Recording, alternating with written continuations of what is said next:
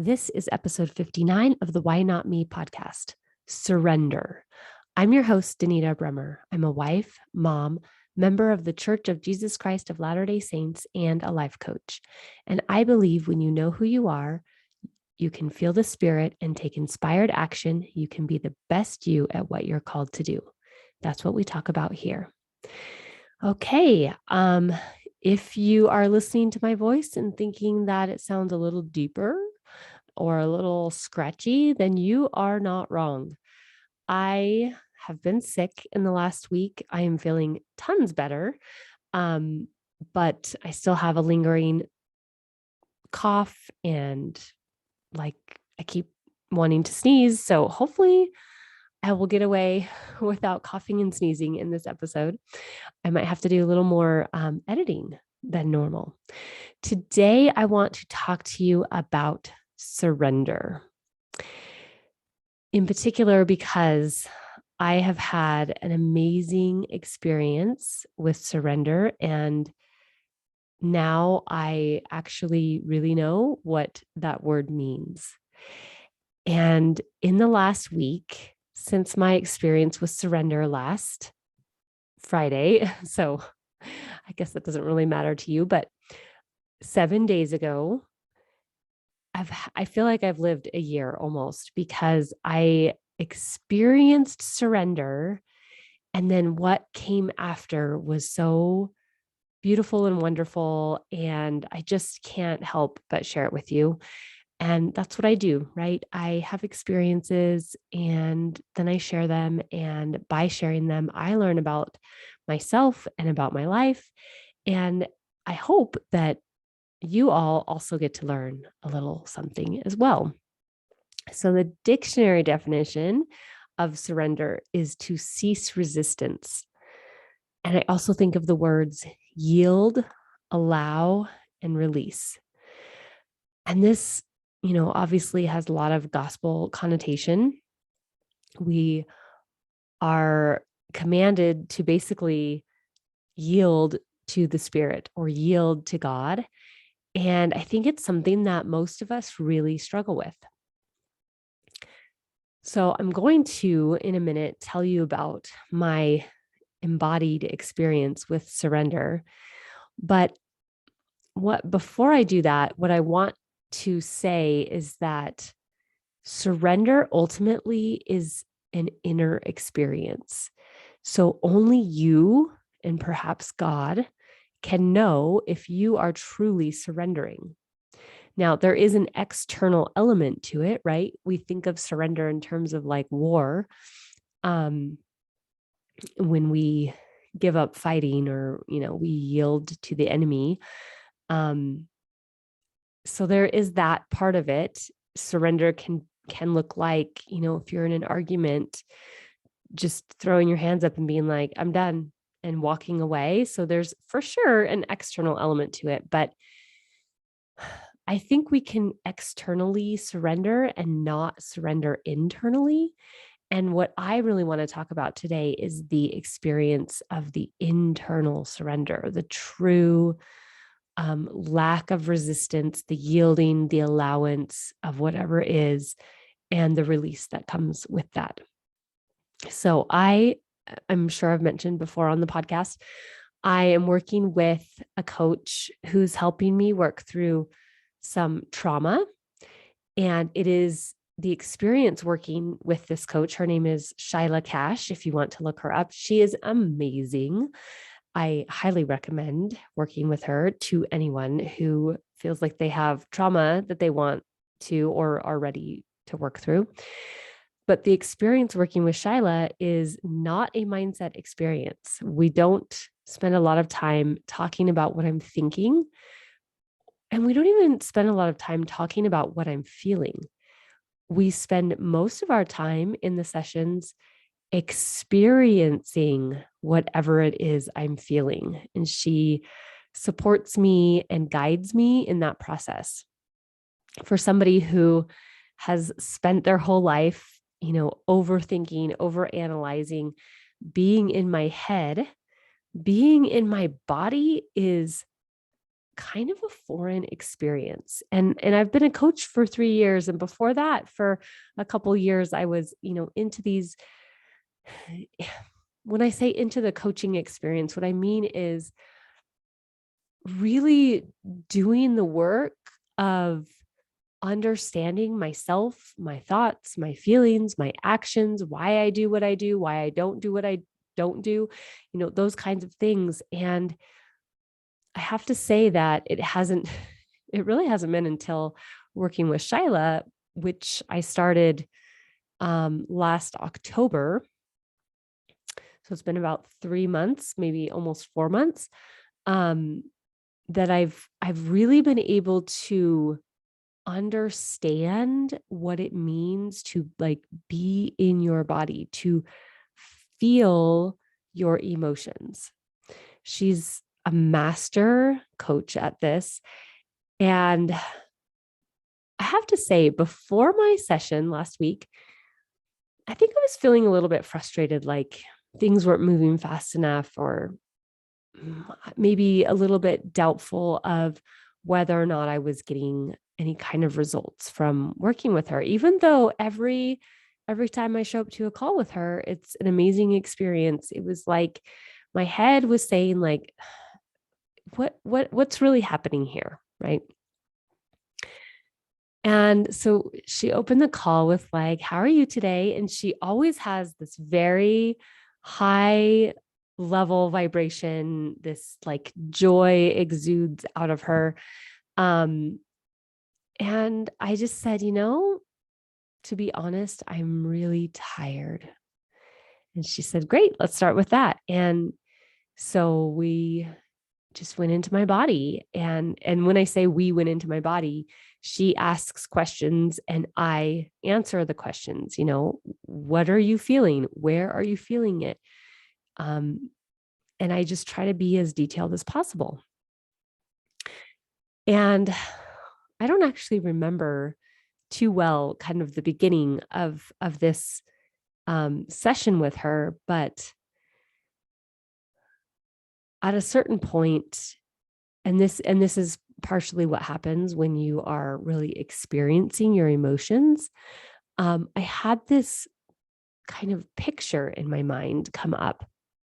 And so I had this picture of a well, like you think like old school well, like I don't know, I think of like Snow White for some reason. Is there a well in that movie or in that story of like the stone stone circular well that comes above the ground. And then I think of like the wooden thing that stands above it and it has the rope with the bucket. Well, there's no rope and bucket or wooden thing. It was just the well, this like kind of small-ish wall of stone, and looking down into this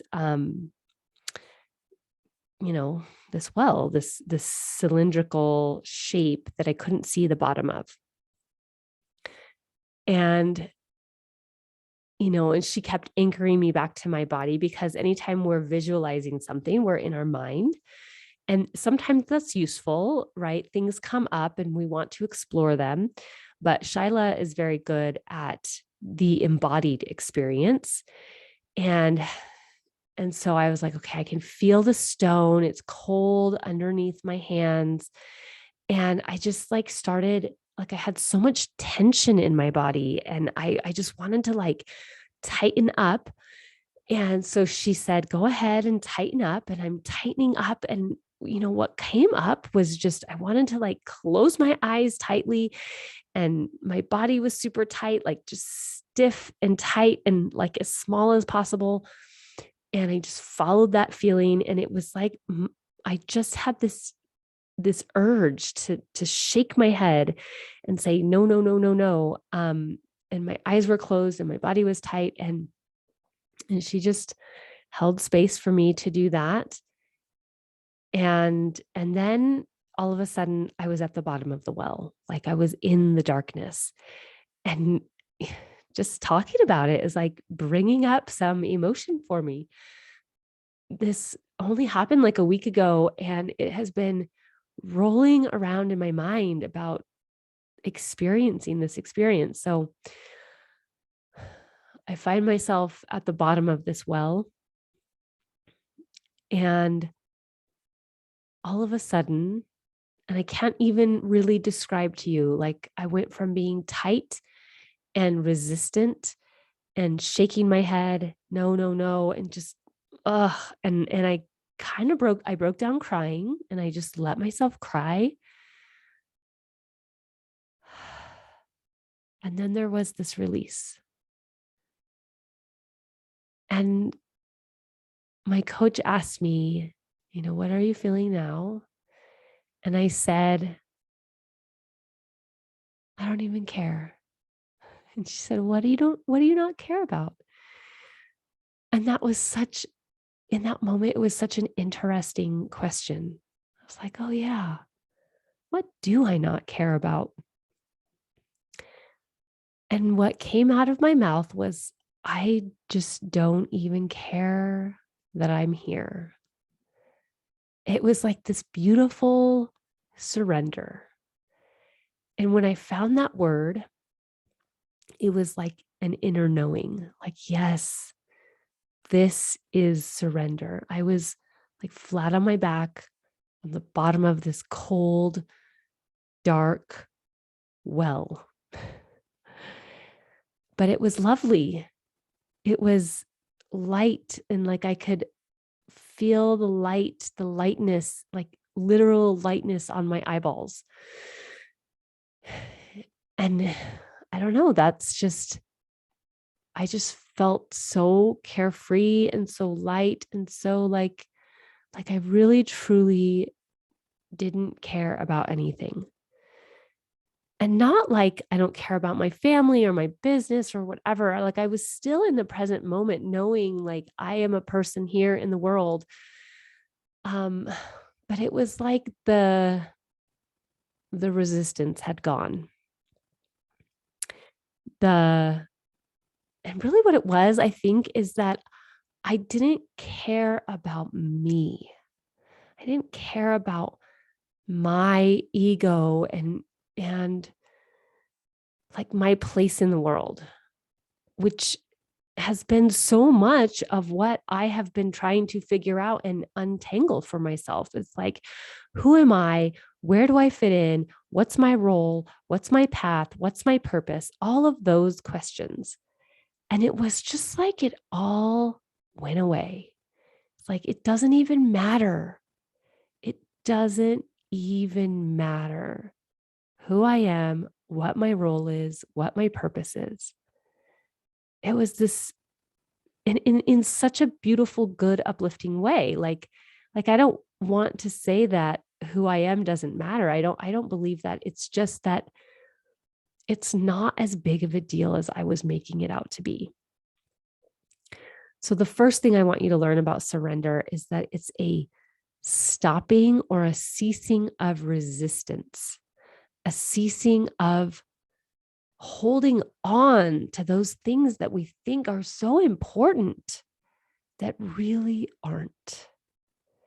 The second thing I want you to know about surrender is that if you are still asking questions, then you have not fully surrendered. That was my experience of like seeing myself, feeling like I was at the bottom of this dark, cold, damp space. And like I could literally feel like jagged edges poking into my back, right? Like rocks. I could feel the dampness. Like, and I was sitting here in my office. I wasn't in the bottom of a well, but it was like the experience was so real that I could feel it, right? My mind could create that feeling for me. And I had no questions in that moment. It was like I just was. I existed and I knew that, but nothing else really mattered. And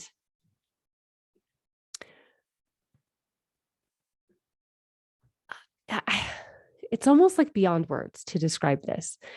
But as I reflect back on the experience, I realize that before and right up until the surrender, my mind has had so many questions, right? Like, why am I here? What am I supposed to be doing?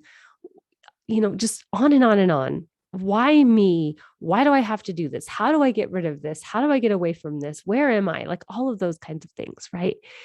And in that moment of surrender, there were no questions. I really didn't care about any of that. It didn't matter.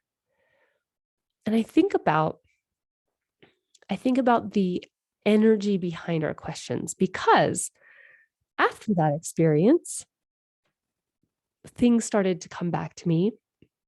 Like there was a part of me that wanted to just stay there and like soak up this beautiful release and the not caring and, not having kids and like dinner to make and whatever, right? But I also had this sense of like this energy flowing to me, and that it almost like this paradox of who I am and what my purpose is totally doesn't matter.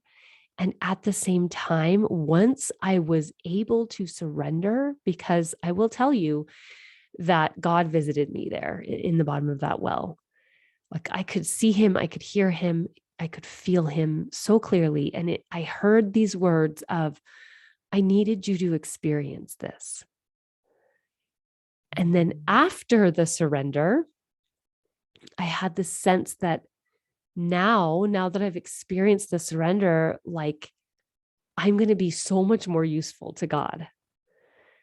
Right. And so then there were some questions that came up, but truly in that moment, those moments of surrender, I didn't have any questions. I didn't care about any of that. And so it makes me think of that there are two types of questions. There are the questions that I've listed, like, why me? Why do I have to do this? How do I get rid of this? How do I get away? Where am I? Like those kinds of things, which are like this desperate need to understand and to know something. And then there are the kinds of questions that come from a true curiosity, like, how do I go on from here? What's the next step? What should I do next? Where should I go? Who needs me? Do you see like the first set of questions have so much like urgency and like neediness to them, and the second set, it's like totally open and curious. It reminds me of Nephi versus Laman and Lemuel. Right? Laman and Lemuel were like, why do we have to do this? And how in the world are we ever going to beat Laban? And, all of those kinds of things, right? Just so like questions coming from the belief that they can't and they won't and they don't understand. And Nephi, I especially think of Nephi when the Lord came to him and asked him to build a ship.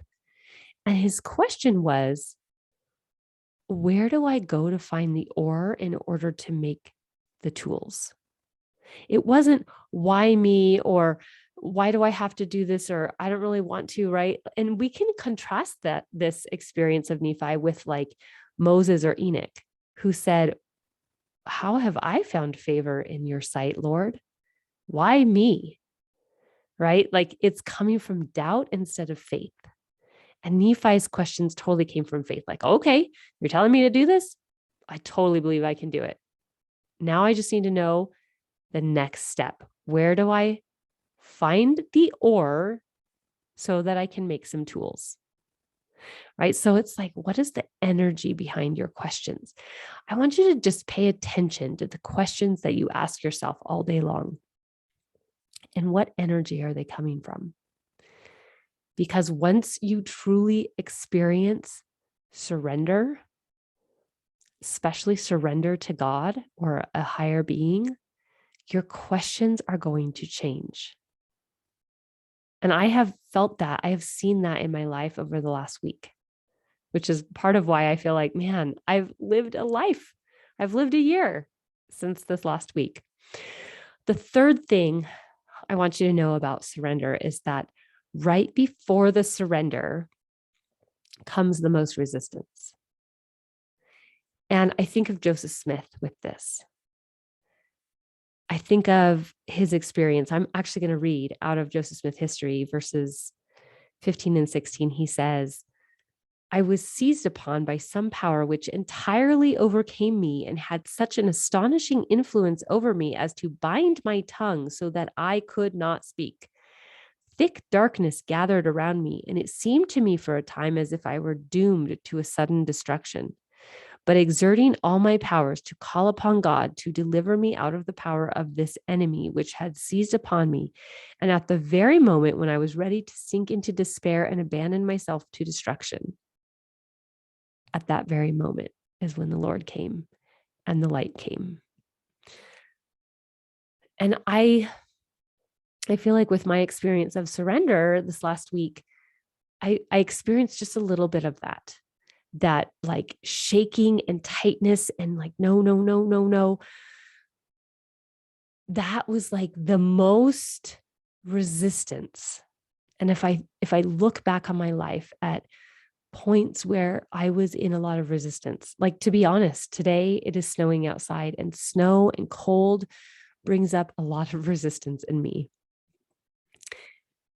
I've never been more tight and like stiff and shaking and resisting, right? As I was in that moment, right before the surrender. And I just think that this speaks to the principle of the gospel that there is opposition in all things.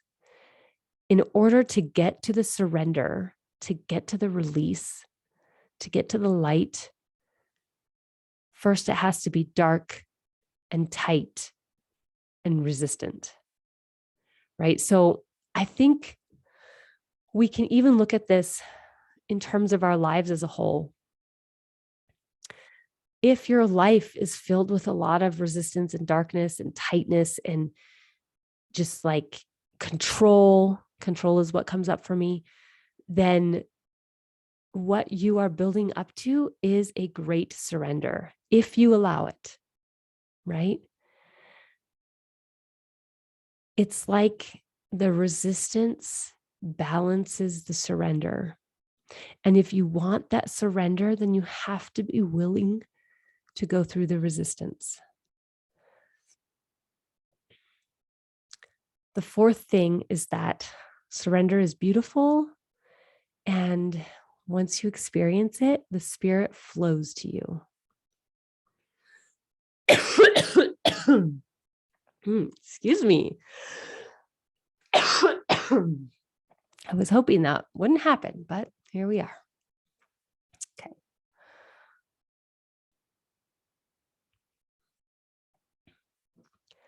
God actually gives you more, like more flows to you once you have experienced the surrender. And I even experienced this imagining myself at the bottom of that well. And it, there was all of the resistance like I've been talking about, but then there was the release and there was the surrender. And it was like, even though I had this sense that I was at the bottom of this well and it should be dark, there was light. My eyes were closed as I was experiencing this, but it was like so light. Like it was like the sun was just shining right on me. And that is not possible from where I sit in my office. So I like literally experienced this lightness, this brightness. And even in that experience, I didn't even tell my coach this because it was like beyond my own words at the time, but I could see myself kneeling next to myself, right? So there's that version of me that is experiencing the surrender at the bottom of the well. And then there's the me who is watching it. And I was there and I was just holding compassionate space for myself.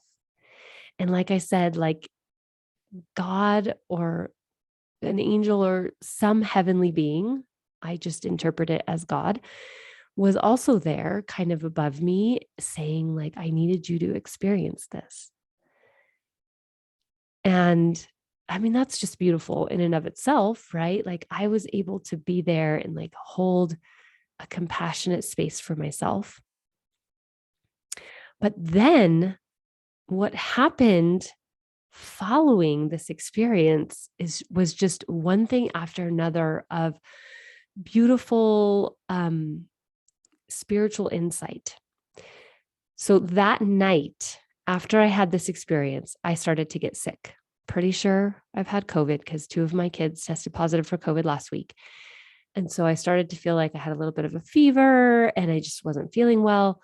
And so the next day, which was Saturday, I basically spent the whole day in bed, just resting. And I brought some books and my computer and scriptures and things. Like I was like, well, I'll just do whatever I can. If I don't feel like doing anything, that's fine. And I found myself studying the General Conference talk by Sister Johnson that was about allowing the Lord to be the author of your faith. And in that conference talk, she asked the question about what's the comfortable narrative and then what's the less comfortable narrative, right? So she gave the example of David and Goliath. And the comfortable narrative for David would have been to go back to tending his sheep. And the less comfortable narrative would have been what happened was that he fought Goliath the giant, right? But he used the experience from the narrative he had been living in order to help him face the giant, right? She also, in that talk, she references the story of Esther and how the comfortable narrative for Esther would have been like, well, I'm not going to go before the king. I'm going to do my thing. I'm going to keep the law, like all of that. But the uncomfortable narrative was, I'm a Jew and it's my job to represent my people. And I'm going to do what I have to do to try to save my people. And if I die, I die. What is less comfortable than that, right? If I die, I die. And so I asked myself those questions. Like I just felt the Spirit asking me. And I truly believe that because I was sick, I was able to have a little more surrender to this whole process, right?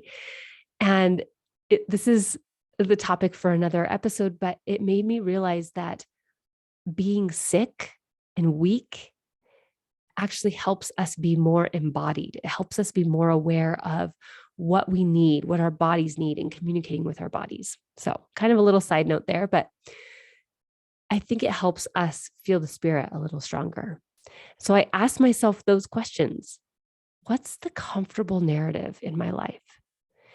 And what came up for me is that the comfortable thing is to be a life coach and to continue doing what I'm doing, right? To focus on I'm a mom and I'm a coach and keep doing those things. And so then it just begged the question, okay, what is the uncomfortable narrative? Because I'll tell you, being a coach hasn't always been comfortable, right? Having my own business and learning all of this is not easy. And what came into my mind was that the uncomfortable narrative is to speak more boldly about the gospel.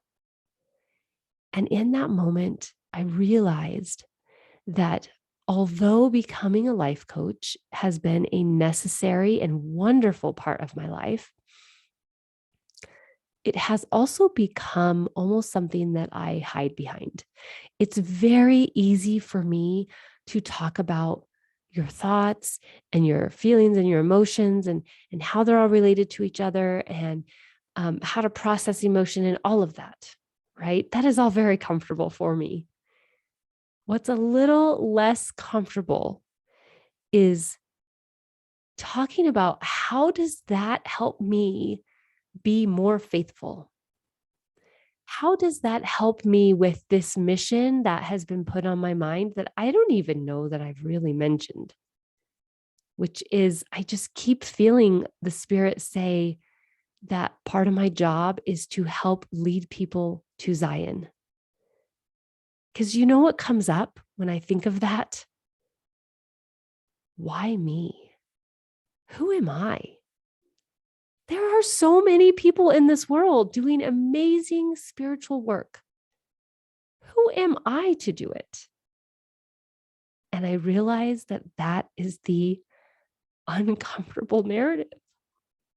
That's the story that God is writing for me that feels so uncomfortable. I feel so inadequate when I think about that. And I know that God has given me all the tools and all the experiences and that he will qualify me. But I would be lying if I said that it was not completely uncomfortable for me,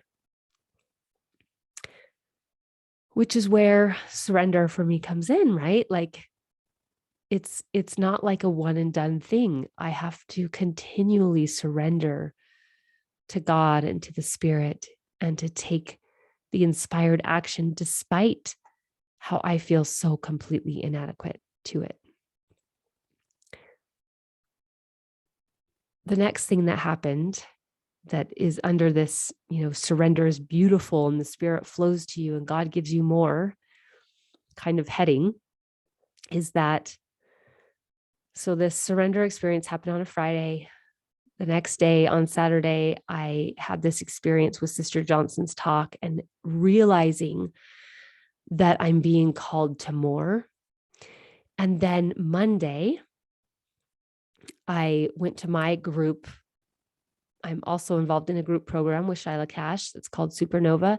And she's walking us through our own individual keys to how to be prosperous. And I don't mean how to be rich. I mean how to be prosperous, right? Like in the scriptures, how it says they were blessed and they became prosperous. I don't think that has anything to do with how much money they had. And so we've been working through in this group and everything that I had felt about the comfortable narrative and the uncomfortable narrative and Sister Johnson's talk and letting God be the author of your faith, all of that, I showed up on Monday morning and it was all just confirmed to me from this, non-religious, but very spiritual person who, doesn't know about my faith. And it just was all like hitting me so hard, like, oh my gosh. Basically what I learned in that group coaching session was that my job is to follow my own inner voice and my own inner wisdom. And that when I do that, I show other people how to let go, how to surrender, how to let go of the things that are holding them back, how to let go of self-judgment. Like I become a leader in a way. And like my mind and my heart exploded because it was all such direct confirmation. And at the same time, it was like connecting all these dots about some thoughts that I've been having about like, maybe I'm feeling this and maybe that. And it was just like, oh my gosh, it was almost like overwhelming. Like, wow, all of this confirmation, and it's all beautiful. And it all lines up with like the things I've been wanting and what I've been feeling that I should do. And all of it. It's just like, wow, only God could have known, right? All of these different elements.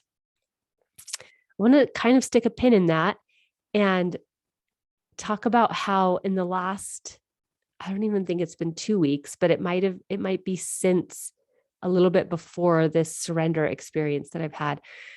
I found out about a coach. Her name is Brooke Snow. And she has a podcast called the Brooke Snow Podcast. And she also has a coaching certification that I just found out about. And so I started kind of exploring this almost like, as I'm thinking about it now, it's very much been led by the Spirit, like compelled. Like I don't really have a reason to do it, but I feel like I should.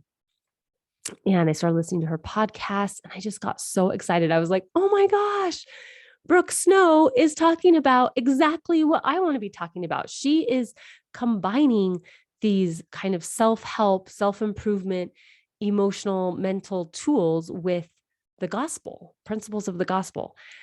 And I was just like, oh my gosh, this is so amazing. This is what I want to be doing. I want to do her stuff. And in addition to that, it's not just combining these, gospel tools and coaching tools. It was, she also was like teaching about how having daily habits and taking care of yourself, it helps you to connect with yourself. She's talking about identity, like all these things that I talk about and I want to learn more about and I want to be a leader in. She's doing it and she's been doing it and I didn't even know. And so all of this came up about like, oh, well, I should just send everyone to Brooke. And then I had this little moment where I was like, I should send everyone to Brooke. She's doing the thing that I want to do, the thing that I want to put out into the world. And then the Spirit kind of whispered to me, but you have different experiences than Brooke. And like, just as like a confirmation that like my unique experiences are needed. And I realized that Brooke is doing amazing things. I love exactly what she's doing. But she isn't talking about trauma. She's not talking so much about embodiment or the experience of emotions. At least I haven't heard her. I haven't listened to all of her podcast episodes. And so it made me think like, okay, maybe I am needed. Maybe there is a place for me. And it was just almost like this trail of crumbs of I had this experience of embodying surrender and really understanding what that is and knowing that God has this like amazing work for me and feeling like I am nothing for it. And yet he gave me these breadcrumbs to follow, right? He gave me the talk and like put it across my radar exactly when I needed it. And then my supernova group and confirmation of that. And then Brooke Snow's certification. So I signed up for her certification and I'm like, I want to learn all about what she's doing. And I want to help people with the same things she's helping people with. And I know I have experiences and knowledge that can add to it. Number 5, when you are truly in surrender, you are okay only knowing the next step. So if you are like me and you have historically been a person who wants to have control and wants to know the plan and wants to have it all set out in front of you.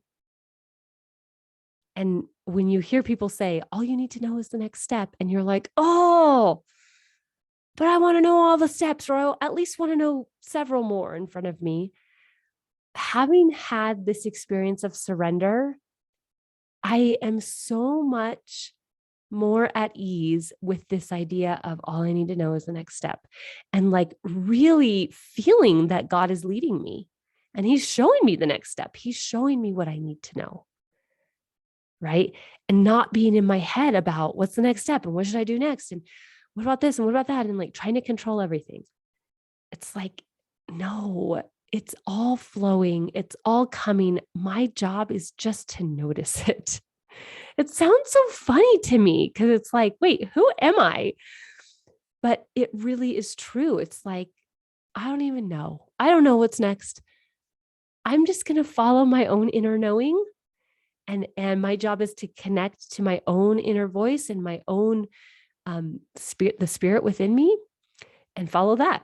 And maybe one day it's like, you need to go do your ministering. And maybe the next day it's like, get a bunch of stuff done in your business. And maybe the next day it's go connect with your kids and, focus on your motherhood. I don't know, but I'll just go wherever it takes me. And now that I've had this experience, it's like, I just don't even care to try to plan everything out and to try to like guess at what God has in store for me. Like that is just so far beyond me. And you know what? It's so much easier if I can just be like, my only job is to follow the Spirit every day.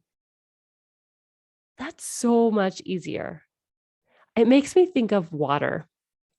and how when water flows, it takes the path of least resistance, and any obstacle that it comes up against, it's just like, okay, all right, well, now there's a big old rock in my path. Okay, we'll just pool up until the pool is big enough and then we'll flow around the rock, right? It's like the water is just like, I just go wherever gravity takes me, right? Water doesn't say like, oh, I need to plan out my path before I start flowing. It just flows. And that's what I'm learning. That's what I am experiencing, like in my actual body, is just flow. Just do what feels right. And my coach told me this. My coach said, she pulled my human design, if you know anything about that. And she's like, oh, you're this type. And what your job is just respond, just do whatever feels like the next right thing. And I was like, how do I do that? Because I was still so much in the mind frame of who am I and what's my path and what's my purpose and how do I do it? And now I'm like, oh, I get it.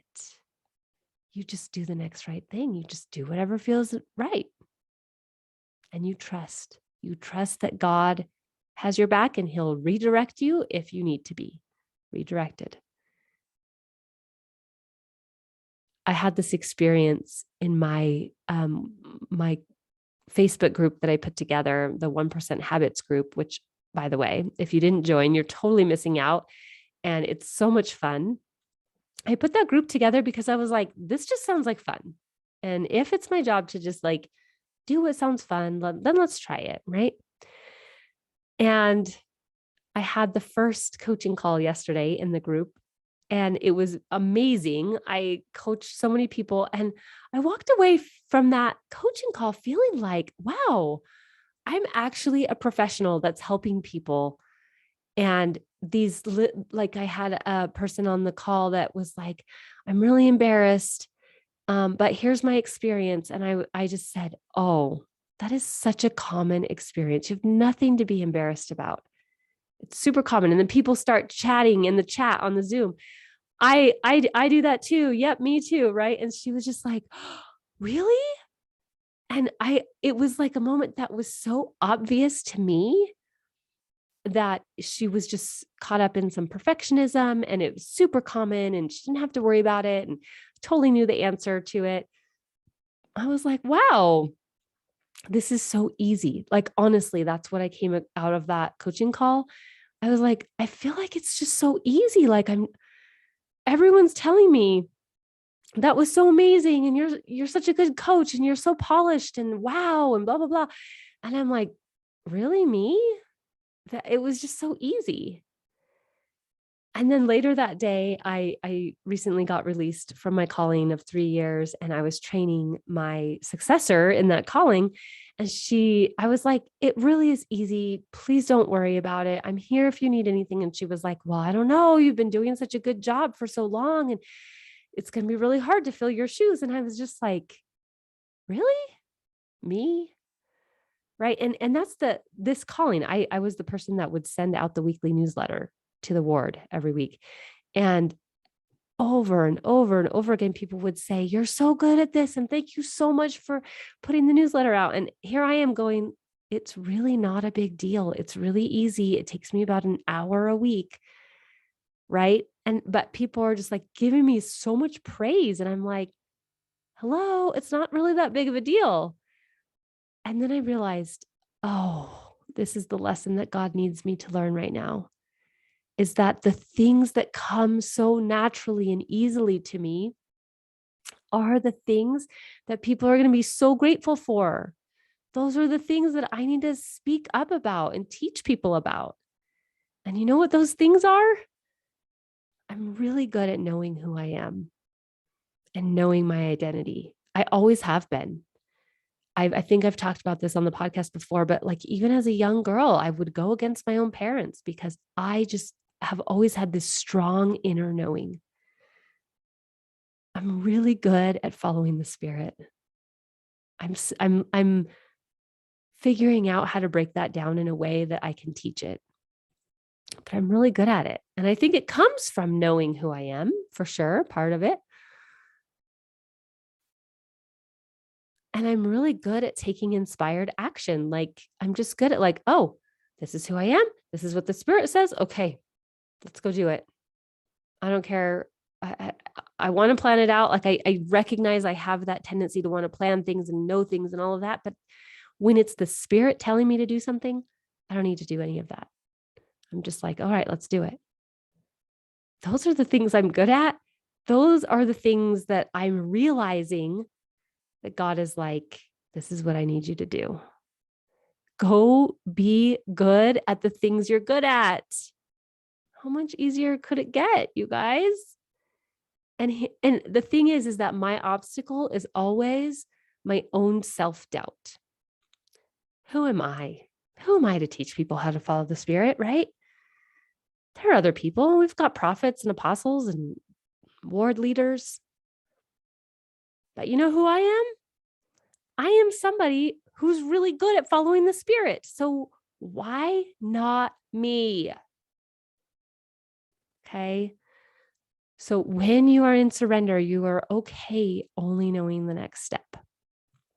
All right, that's what I got for you today about surrender. It was kind of a lot. It was a vulnerable episode. I felt some resistance to it. Number one, surrender is ceasing resistance. Surrender is yielding, allowing, releasing. Number two, if you're still asking questions, you're not surrendering. Number three, right before the surrender comes the most resistance, and it's supposed to be like that. Number four, surrender is beautiful and the Spirit flows to you and God gives you more. It's not like a weakness. It's really the ultimate in vulnerability, which is the ultimate in strength. And number five, when you are truly in surrender, you are okay not knowing all the steps and only knowing the next step. Okay, that's enough for now. And so are you. If this episode made you think about yourself or others in a new way, would you please give it a rating and a review? And if you want to truly do the work of being the best you at what you do, go to danitabrummer.com to schedule a free session with me. Until next time, go be you, feel the Spirit, and take inspired action.